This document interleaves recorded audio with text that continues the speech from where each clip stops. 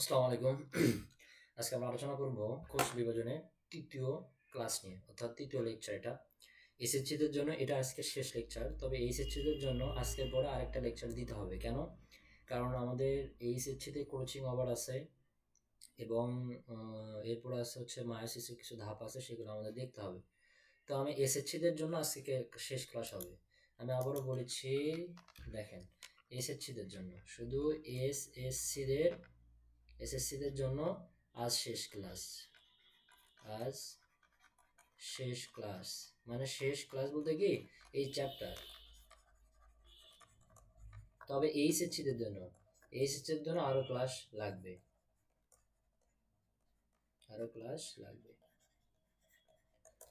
আচ্ছা, চলুন তাহলে শুরু করি। প্রথমত দেখেন, বলা আছে মাইটোসিসের গুরুত্ব। আমাদের কিন্তু শুধুমাত্র এসএসসিতে মাইটোসিসের গুরুত্ব আর মিয়োসিসের গুরুত্ব হলে এই চ্যাপ্টার শেষ হবে। চ্যাপ্টার কিন্তু শেষ হবে। দেখেন, মাইটোসিসের গুরুত্ব প্রথমে বলা আছে দেহ গঠন ও দৈহিক বৃদ্ধি করবে। কি করবে? দেহ গঠন করবে এবং দৈহিক বৃদ্ধি করবে। কেন?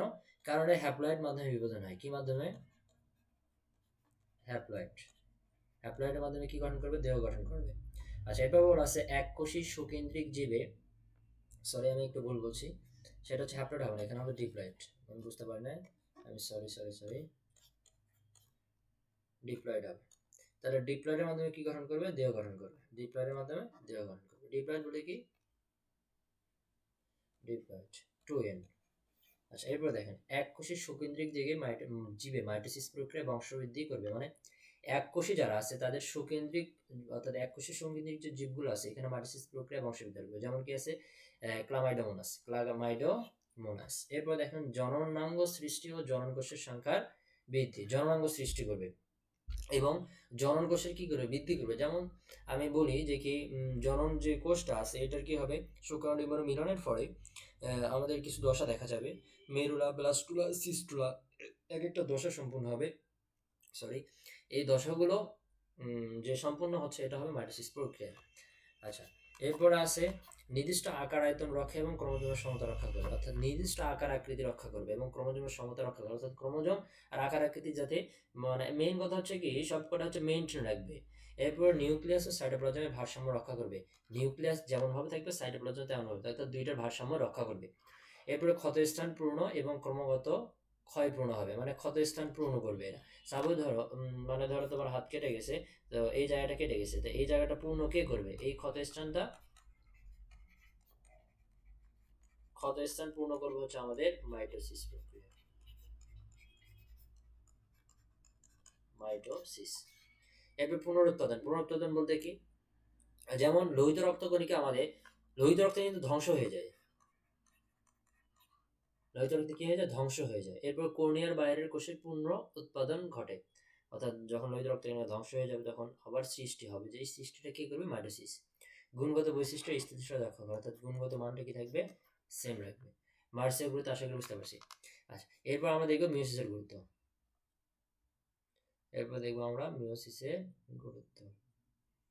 দেখো,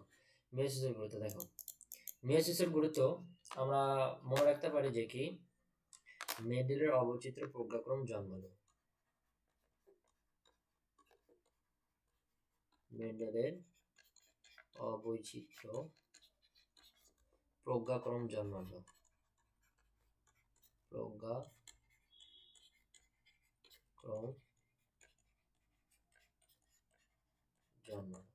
এখন দেখো, মেন্ডেলের থেকে কি হবে? মেন্ডেলের থেকে মেন্ডেলের সূত্র ব্যাখ্যা করা যায়। এই যে দেখো, এরপরে দেখো অবৈচিত্র্য কি বলা আছে? অবৈচিত্র্য, যেটা অ থেকে হচ্ছে আমাদের অভিব্যক্তি প্রকাশ করবে, বৈচিত্র্য থেকে বৈচিত্র্য সৃষ্টি করবে। এবার প্রজ্ঞার পথে হবে প্রজাতি সক্রিয়তা ঠিক রাখবে। এবার কি আছে? গয়জা ফেলা থেকে হবে গ্যামেট সৃষ্টি, মানে বংশবৃদ্ধি করবে। এবার দেখো ক্রোম থেকে আমরা বলতে পারি ক্রোমোজোম সংখ্যা ধ্রুব থাকে। জন্মালো থেকে বলতে পারি জনন কোষের সৃষ্টি হবে এবং যৌনক্রম ঘটবে। আশা করি এখান থেকে বুঝতে পারছি, আমার সবগুলো কিন্তু হয়ে গেছে। আচ্ছা, যদিও একটু কনফিউজ থাকতে পারে তোমরা, আমি লিখে দিই। মেন্ডেল থেকে কি হবে? এই যে 8 নম্বর যেটা আছে, মেন্ডেল থেকে 8 নম্বর বৈশিষ্ট্য। অ থেকে কি হবে? অভিব্যক্তি। অ থেকে হচ্ছে 5 নম্বর, মানে এই যে এইখানকার সিরিয়ালটা লিখে দিচ্ছে, এই যে এইখানকার। আচ্ছা, এরপরে বৈচিত্র্য থেকে কি দেখা যাবে? এই যে বৈচিত্র্য সৃষ্টি হবে 4 নম্বর। তাহলে বৈচিত্র্য থেকে হচ্ছে আমাদের 4 নম্বর। এরপরে কি বলা আছে প্রজ্ঞা, তাহলে প্রজ্ঞার পথে কি হবে বলো, পথে হবে প্রজাতি, তাহলে প্রজাতি কত নাম্বার আছে 3 নম্বরে। এরপর গজা খাতা থেকে হবে গ্যামেট সৃষ্টি 6 নম্বরে। এরপর ক্রম থেকে হবে ক্রমজ সংখ্যা ধ্রুব থাকবে 2 নম্বর। এরপর জন্মালো থেকে জননকোষ সৃষ্টি, আরেকটা কি হবে জনুক্রম ঘটালো, তাহলে 1 নাম্বার এবং 7 নাম্বার। দেখো আমাদের 1 1 2 3 4 5 এরপর 6 এরপর 7 এরপর 8, দেখো আমাদের 8টা বৈশিষ্ট্য হয়ে গেছে। এসেছি আপনাদের কিন্তু কোষ বিভাজন চ্যাপ্টার শেষ, এখন আপনাদের কাজ শুধু রিভিশন করা। নেক্সট দিনে আমি এইচএসসির বাকি ক্লাসটা দিব এবং এসএসসিদের এই চ্যাপ্টারের উপর শিট সলভ করাবো। ধন্যবাদ, আজকে এতটুকুই থাকবে। আসসালামু আলাইকুম।